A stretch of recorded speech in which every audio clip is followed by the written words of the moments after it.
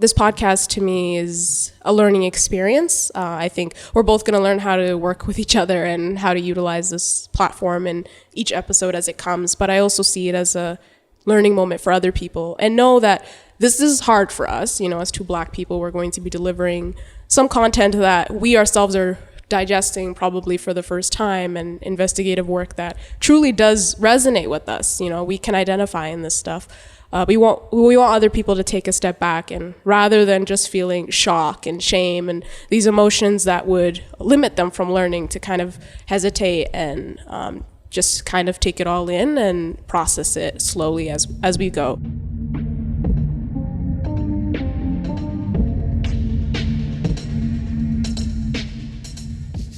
So I messaged Evnish, I tried to connect him with a few of my friends, because there's not a lot of lawyers out there that will try to address race in such a serious way. And I think it was that Habitat case that got my attention, because this was an affordable housing crisis that was going on, affecting low-income Black families, and no one was really, giving them a leg up and trying to stand up for them.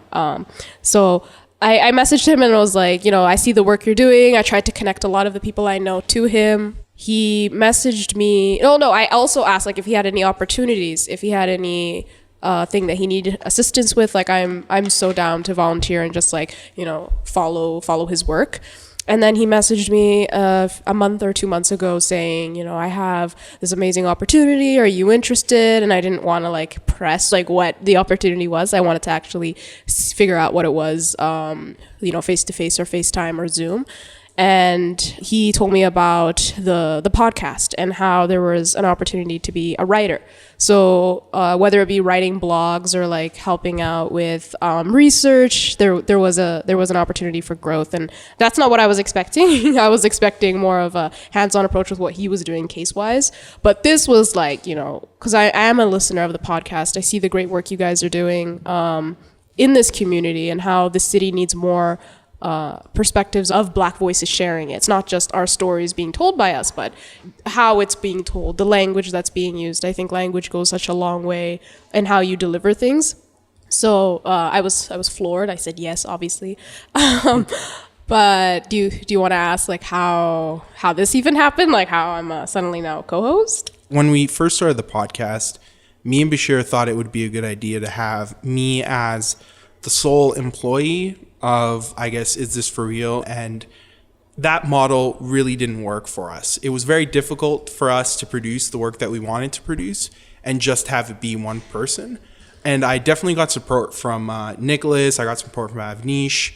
And Bashir was a really, integral part of getting all the episodes out. But it was very difficult. We knew that we had to change things. So yeah, when the opportunity came to bring on Hannan, it was really perfect for us. So yeah, I think that's kind of how we got to this point. Yeah, and I was definitely surprised. I didn't think my voice would be something that we could utilize here. I thought it would be more of my work. But I am very excited. You went to school at the University of Alberta as well, but you were at Augustana, which is interesting. Do you want to tell us more about what Augustana is like and living near Camrose? Yeah, so Augustana is the small faculty of the U of A. There's a really small, 1,500 residents that can live there. So it was really surprising when I went down. I assumed there would have been more, at least people of color, or even Indigenous people, because it was so close to Wetaskiwin. But I remember being, probably the only Black person, if I didn't see my sister, because she also went there. But as the years went on, I saw this increase of more Black students. My final year, we had the most Black students. The intake was, I think, about 100, around 100. It was a lot of first-year students, and it was phenomenal. We had a good mixture of people that were coming from African countries and, Southeast Asian countries, all around the world, and it showed that Black people didn't just come from Africa. A lot of us have moved and have lived in different areas as a result of, neocolonialism or whatever, all these other things that are going on in that continent. But it was great that we all came together originally because we were all Black people, but afterwards it became a common goal to try to understand the things and the systems that were working around us. And we formed a group called the Diversity Working Group, which awkwardly in my final year was referred to as a hate group by some students because we advocated for, it's in the name, diversity working group. And what year was that? That was in my 4th year. So I graduated in 2019. It was really surprising to me, but a lot of faculty and staff and even just like the librarians, they knew what we were doing. They supported us. They gave us spaces when, you had to book months in advance type of thing. Like they would try to make it easier for us and reduce that red tape so we could get our message across. And whatever events we were doing, they would bring their own family. Like they were really about it. But it was kind of upsetting when, students weren't so keen on trying to understand what we were trying to say, especially with a lot of them saying like, oh, you're the first Black person I've ever met or the first hijabi that I've ever met. I was hoping that people would receive coming to our events or trying to understand where we were coming from because they already knew this is our first experience with people that look like this. We're trying to get to know them. So that's a really fascinating experience. I don't think many Black people or people in general get to experience what you did, going to kind of a rural satellite college in the middle of Alberta. But you also grew up in Dickinsfield, which I think is like a pretty incredible thing that you should definitely tell us more about. Yes, I grew up in Dickinsfield. I went to Glengarry Elementary School. I lived there for about, I want to say 12 years of my life. And then I lived in Malaysia afterwards for 10 years, so I moved. But growing up in Dickinsfield was the only experience in my life where I lived in an area where there were more people that looked like me. There were more people that wore headscarves around me. There were more people that were of the same faith as me. There were more Indigenous people around us. So, from a young age, I already learned. My neighbors would be telling me, you were born in 1996, so that's like when the last residential school was closed. And I would ask, what's that? What's a residential school? So that was my first time getting to know and understand really the struggle that Indigenous peoples were facing in Canada, and also trying to understand, this wider refugee movement that was happening, in Dickinsfield. Like Dickinsfield was the place where you would go and you would find, a bed to sleep that night if you were looking for somewhere or some food. People were very, very welcoming. And in my final years of living there, I noticed this change. There would be hesitation to go visit people's homes. My mom wouldn't be braiding my hair outside anymore. Like we would be inside. And the fear wasn't something that my parents would explain to me. Like they would just say, we're trying to keep safe. We're trying to understand what's going on itself. But slowly, it definitely had to do with the up in policing, or it had to do with more incidences was what they would call them, or like they would try to stop things from happening. And it confused me a lot because my mom would be braiding my hair outside like from sundown, and like it would still be dark outside and it was totally safe. But slowly we started noticing this change, and when I moved, I didn't return to Dickinsfield until I think after I graduated from Camrose. And once I did, I saw this huge difference. Like the areas where I used to play, the community league, the place where I even got the milk from my mom. Like I would walk and buy milk sometimes as a young kid, and it was super safe. But now when I walk there and I see it, I would never let, if I had like a 10-year-old walk and go get milk. Like it doesn't seem safe at all. Like it doesn't seem like the place that I grew up. And I don't see it as the community that's not making it safe. I see it as a failure in the part of our society and ensuring that this is like the place where I grew up to sustain that, if that makes sense. No, that makes a lot of sense. And just like supporting those communities specifically, because we know that, historically, at least for the past decades, a lot of Black people live there. So why is it that community doesn't get the support to, not only do, beautification or at least make it more livable, but a lot of other things that a lot of other communities have access to. So I guess going from there, you have just graduated university. Congratulations on that. Thank you. And you're about to start school. So you want to tell us more about that?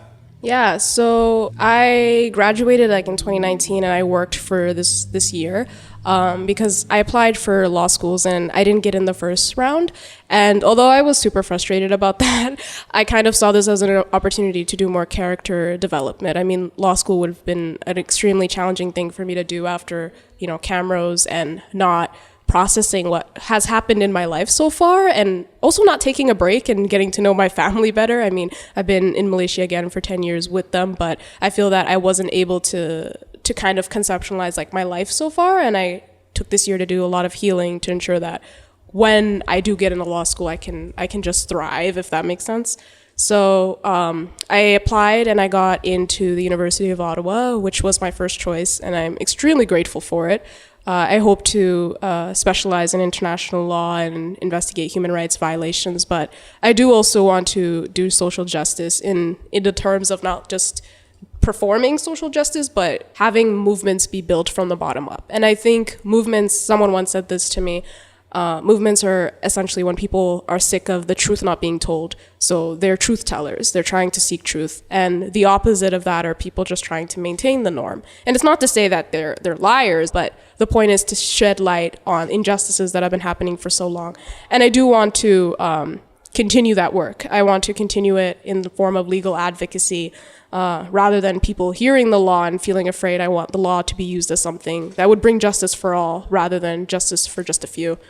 You're also going to help continue that work with this podcast. It's a really good segue into, what we want out of this podcast project, but I think also out of this platform. So in your eyes, what do you want out of this opportunity with Is This For Real? So I had to think about this a lot because I know other than continuous gaslighting of myself, I also want to know that I'm worth, this opportunity. I can see myself sharing not just my perspectives, but sharing perspectives that I've learned from other people. So this podcast to me is a learning experience. I think we're both going to learn how to work with each other and how to utilize this platform in each episode as it comes. But I also see it as a learning moment for other people and know that this is hard for us. As two Black people, we're going to be delivering some content that we ourselves are digesting probably for the first time, and investigative work that truly does resonate with us. We can identify in this stuff. We want other people to take a step back, and rather than just feeling shock and shame and these emotions that would limit them from learning, to kind of hesitate and just kind of take it all in and process it slowly as we go. I mean, this is, again, a learning experience for both of us. And I hope, our viewers, as someone who was a viewer, I hope that I can bring that magic that I saw in you and share Black voices truthfully without filtering it and without worrying of consequences. I'm really excited. For the work we're going to do. Do you have like a title, Oumar? Like, are you a community advocate, activist? Are you just Oumar? I'm just Oumar. I don't like titles. I've tried to put a title on myself for a very long time, and I just decided it's easier not to do that. Or you just do too much. You're really out here doing the absolute most. Yeah, we love to see it, Oumar. I'm very inspired by people like you, Hannan. I'm very inspired, especially by Bashir. I've seen him work in Edmonton since 2015. So he's really put in the work, and it inspires me to do the same. Yeah, I mean, if this is an inspiring shout out to each other, I knew both of you, I think, before you even knew me. The work that you guys did, you with the Gateway, being the chief editor as a Black man. As a Black student, it made me really aspire to reach investigative research heights. Like it really did show, even though I was in a different campus, like I had no business reading the Gateway, but I did read it. And it was specifically because I knew that Black voices would be centered in Black issues because you were in that position. And similarly with Bashir, like in 2017, the waves he made with the whole carding discussion, how he really showed out for the Black student that was called out by the whole Catholic school situation, and how strong, this little kid was in the face of blatant discrimination from a teacher and a whole administration. And it was amazing to see how, people showed up for, like, I think it was 15,000 people showed up at the legislature.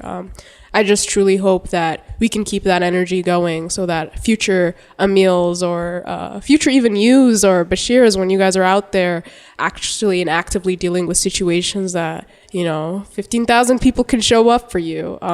Because we do know Edmonton has these numbers of people that do care about these issues. I just hope we can keep that momentum going with this podcast as well.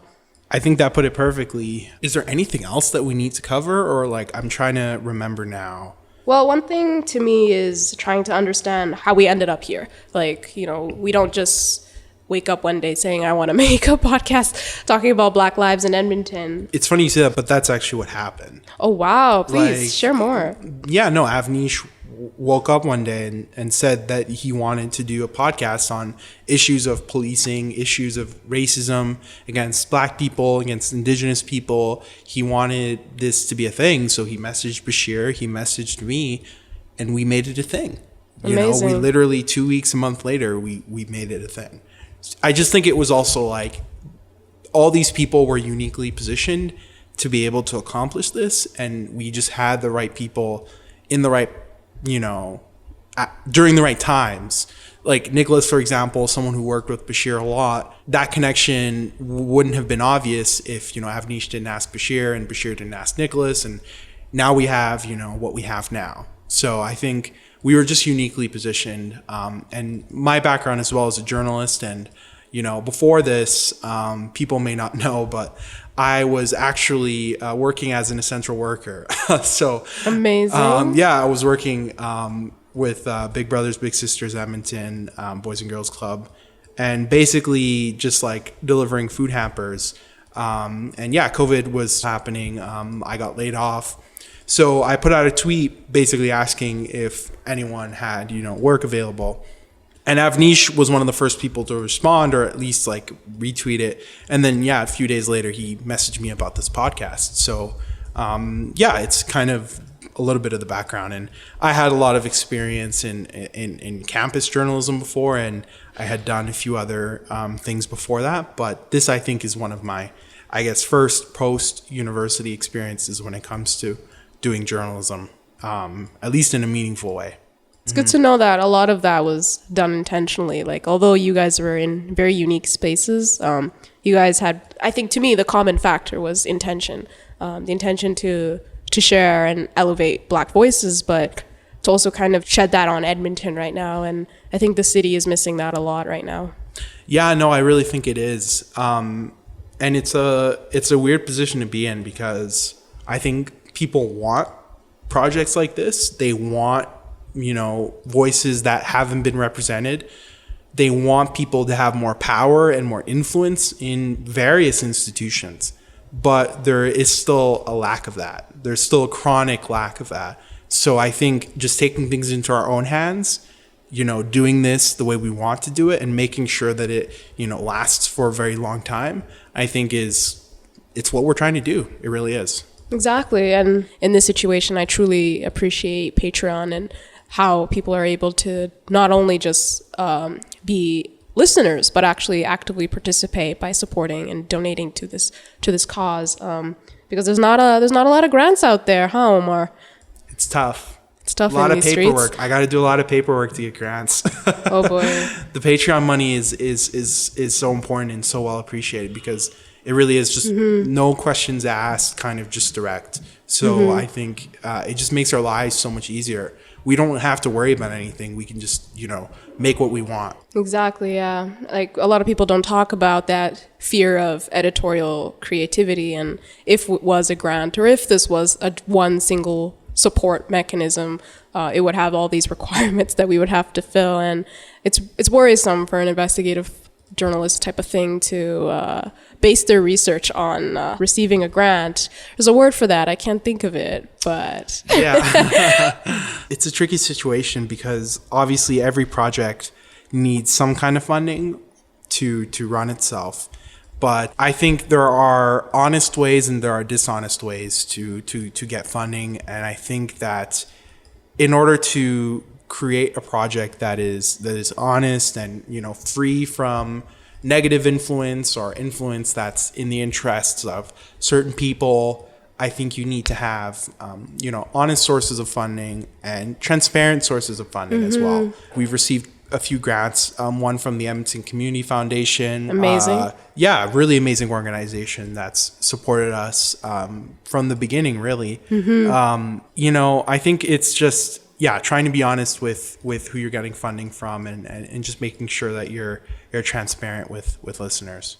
We're looking to start really trying to get people to communicate with us in more open ways. So obviously, you can always email us. My email is oumar@isthisforreal.ca. Hannan, your email?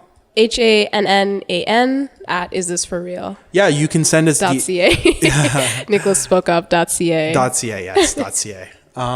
So you can you can also DM us. We have a Twitter account. Yes, we have do. An Instagram account. We'll look at your DMs. We'll definitely answer them. So if you want to get in touch with us, if you have any, questions, comments, concerns, if you just want to chat about a situation that you're going through that you think we might be able to support you, just get in touch. I'm excited. I think we're going to do a lot of great work. And thank you for supporting the podcast. If you're listening and you're a supporter on Patreon, and I really appreciate everything that we've been able to do so far. I'm so happy to have Hannan on the team, and happy to be here. Well, we'll talk to you soon.